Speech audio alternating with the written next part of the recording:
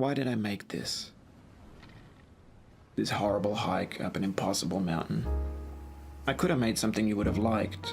A game that was empowering, that would save your progress and inch you steadily forward. Since success is delicious, that would have been wise. Instead, I must confess, this isn't nice. It tastes of bitterness. It's capricious. It sets setbacks for the ambitious. It lacks lenience. It's bracing and inhumane. But not everyone's the same. I created this game for a certain kind of person. To hurt them.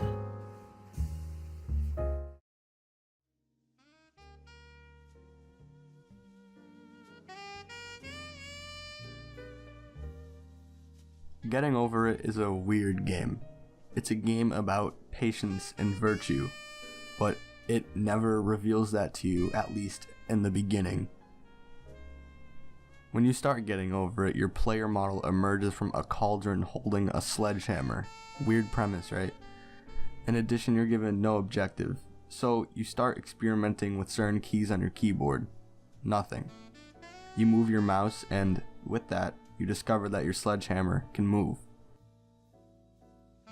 At this early stage in the game, one goal becomes apparent: getting over it. So, you start, then you fail, then you keep going, you fail again. You turn off the game, hours pass. You realize how strange and frustrating that experience was, and yet, you want more. You want to find out what is at the top of this seemingly endless structure. To guide you, the game's developer, Bennett Foddy. I see this game as you along for the ride of his story, of his arc. And this arc, it's a literal manifestation of the very game you're playing. Looking at the trailer and the early stages of the game, Foddy is trying to discourage you, and he'll stop at nothing to accomplish this.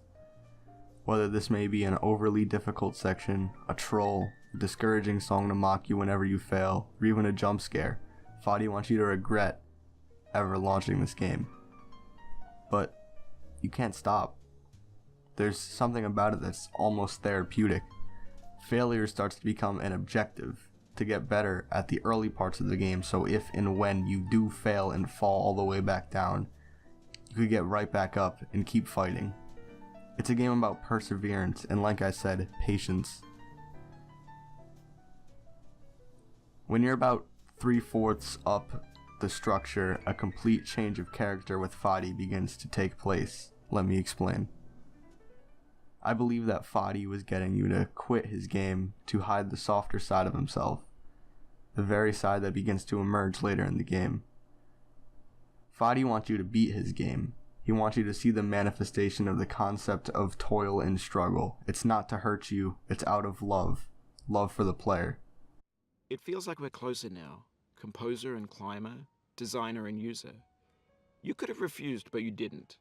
There was something in you that was hidden, that chose to continue. To the point where he breaks down into what sounds like tears during the latter portion of the game. I dedicate this game to you, the one who came this far.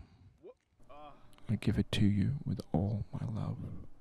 Getting Over It with Bennett Foddy is a masterful arc on the different sides to every person.